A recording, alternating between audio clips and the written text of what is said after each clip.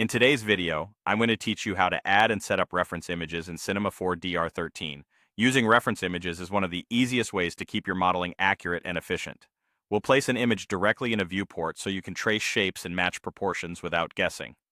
Start by switching to a standard orthographic viewport. These are the front, top, or side views, and they make lining things up much easier than perspective. In the upper left corner of your current viewport, click the label and choose the view you want. For example, front for a head-on reference, side for a profile, or top for a plan view. Once you're in the correct viewport, all the changes we make will apply to that specific view only.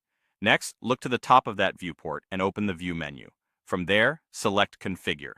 This opens the settings for the active viewport in the Attributes Manager. You'll see several tabs. Click the Back tab. This is where we'll load and control the reference image. Click the Image field or the Browse button to load your reference file. As soon as it appears, you can adjust how it sits in the viewport. Start with size. Scale the image so it matches the scale of your scene and feels comfortable to work with.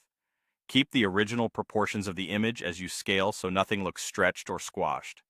If your scene has real-world measurements, try to match the image size to those dimensions for more reliable modeling. Use offset to nudge the image left, right, up, or down. This is handy for aligning key features to the world origin or to your modeling guides. If your image needs a slight tilt, use rotation to straighten it so verticals and horizontals line up cleanly with the grid. A well-aligned reference will save you time later.